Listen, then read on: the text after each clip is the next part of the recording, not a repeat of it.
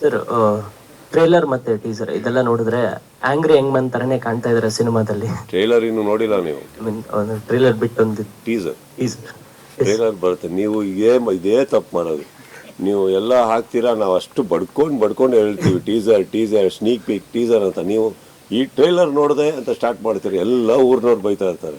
ಟ್ರೇಲರಲ್ಲಿ ಏನು 20 ಸೆಕೆಂಡಿಗೆ ತೆಗೆದ್ಬಿಟ್ರು, ಏನಿಲ್ಲ ಅದರಲ್ಲಿ.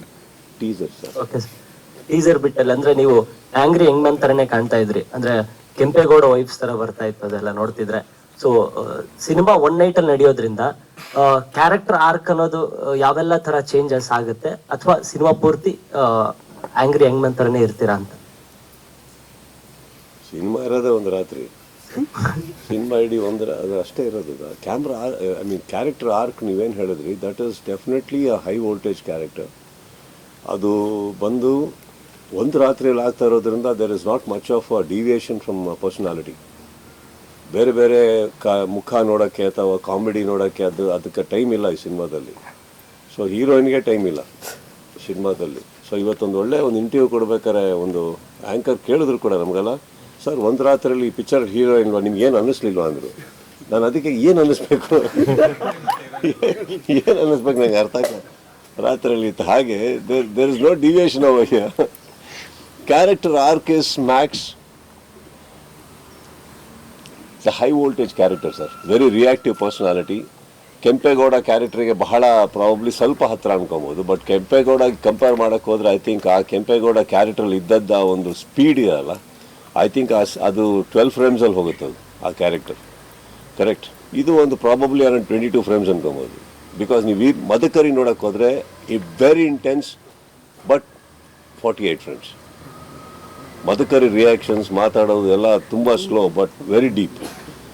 ಇದು ಸ್ವಲ್ಪ ಹೈ ರಿಯಾಕ್ಟಿವ್. ಯಾರು ನಮ್ಮ Kempegowda, this is almost little close to that, but on an aggressive ಲೆವೆಲಲ್ಲಿ ಬೇರೆ ಇದೆ.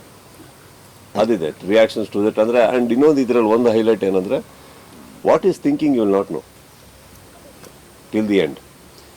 ಸೊ ಲಾಸ್ಟ್ ಶಾರ್ಟ್, ಸಿನಿಮಾದ ಲಾಸ್ಟ್ ಶಾರ್ಟಲ್ಲಿ you will actually get answer to everything.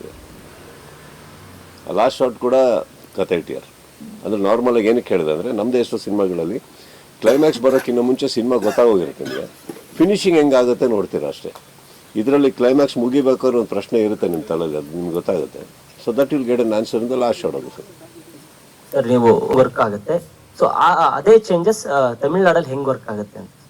Tamil flavour ಅಂತ ಹೇಳಿದ್ದಲ್ಲ, ಬೇಸಿಕ್ಲಿ ಅವ್ರು ಬರ್ಕೊಂಬಂದಾಗ ಅವರಿಗೆ ಕರ್ನಾಟಕದ ಏನೂ ಗೊತ್ತಿರಲ್ಲ. ಈಗ ಫಾರ್ ಎಕ್ಸಾಂಪಲ್ ಯಾವುದೋ ಹಬ್ಬ ಅಂದ್ಕೊಳ್ಳೋದು, ಆ ಊರು ಆ ಏರಿಯಾದಕ್ಕೆ ಹೋಗ್ಬೇಕಾದ್ರೆ ಏರಿಯಾದಲ್ಲಿ ಒಂದು ಹಬ್ಬ ನಡೀತಾ ಇತ್ತು, ಅವ್ರೇನು ಮಾಡಿರ್ತಾರೆ ಅಲ್ಲಿಂದ ಏನೋ ಬರ್ದಿರ್ತಾರೆ. ಸೊ ಇಲ್ಲಿ ಇದು ನಡೆಯೋದು ಅಂತ ಗೊತ್ತಾದಾಗ ಈ ಕಲ್ಚರ್ದು ಒಂಚೂರು ಅವರಿಗೆ ಅವೇರ್ನೆಸ್ ಸಿಗುತ್ತೆ. We would had the right people ಅವರೊಟ್ಟಿಗೆ ಕೂತ್ಕೊಂಡು. ಸೊ ಅದೆಲ್ಲ ಆದಾಗ ಕರೆಕ್ಟಾಗಿ ಹೋಗುತ್ತೆ ಅಷ್ಟೇ, ಬೇರೇನಿಲ್ಲ. ಈ ಸಿನಿಮಾ ಯಾವುದೇ ಒಂದು ನೇಟಿವಿಟಿ ಸುತ್ತ ಇಲ್ಲ, ಇದು ಒಂದು ಕಲ್ಚರ್ ಸುತ್ತ ಇಲ್ಲ ಇದು. ಬಟ್ ಹಾಗೆ ನೋಡೋಕ್ಕೆ ಹೋದರೆ ತುಂಬ ವರ್ಷಗಳ ಹಿಂದೆ ನಾವು ಗೊತ್ತಿಲ್ಲದೆ ಇರೋ ಒಂದು ಕಲ್ಚರ್ ಅಂದರೆ ಚೈನೀಸ್ ಕಲ್ಚರ್. ಅವತ್ತಿಗೆ 36 ಚೇಂಬರು, ಶಾಲಿನ್ನು, ಅದು ಇದೆಲ್ಲ ಅವತ್ತೇ ಒಪ್ಕೊಂಡ್ಬಿಟ್ಟಿದ್ವಿ ನಾವು. ನಮಗೇನು ಗೊತ್ತಿಲ್ಲ. ಕಾಂತಾರ ನಮ್ಮ ಕಲ್ಚರು, ನಾರ್ತ್ ಇಂಡಿಯಾಗೆ ಹೇಗೆ ಗೊತ್ತು? ಸೊ ಐ ಥಿಂಕ್ ಒಂದು ನ್ಯೂ ಕಲ್ಚರ್ ಬಂದಾಗಲೇ ಒಬ್ರಿಗೆ ಆಕರ್ಷಣೆ ಬರೋದು, ಏನೋ ಹೊಸ್ತಿದ್ದು ನೋಡೋಣ ಅಂದ್ಬಿಟ್ಟು ಅಂತ. Correct. So nativity is not at all a word anymore sir. I think we all accepted it long back. ಇವಾಗ ಸ್ವಲ್ಪ ಓಪನ್ ಆಗಿ ಅರ್ಥ ಆಗ್ತದೆ ನಮ್ಗೆ ಅಷ್ಟೇ.